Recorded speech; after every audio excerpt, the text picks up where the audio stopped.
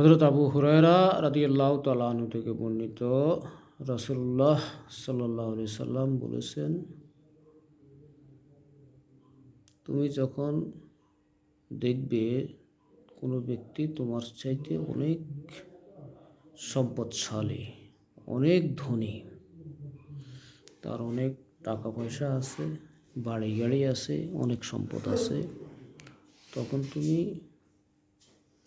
তোমার নিম্ন স্তরে যারা আছে তাদেরকে অনুসরণ করবা।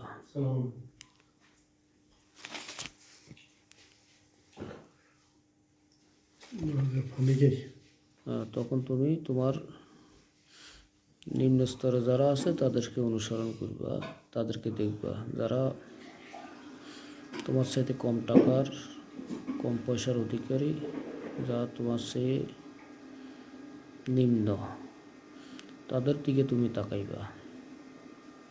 তোমার চেয়ে উচ্চ বড় তাদের দিকে তাকাইবা না।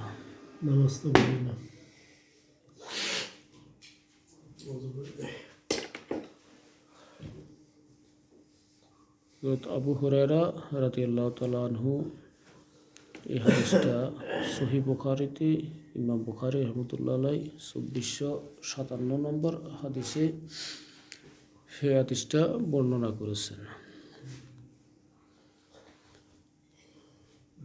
এই হাদিস থেকে আমাদের শিক্ষণীয় হলো, আমরা ধন সম্পদ, টাকা পয়সা, অর্থ সম্পদের লোভী না হওয়া। ধন সম্পদের লোভ থেকে আমাদেরকে সংবরণ করা।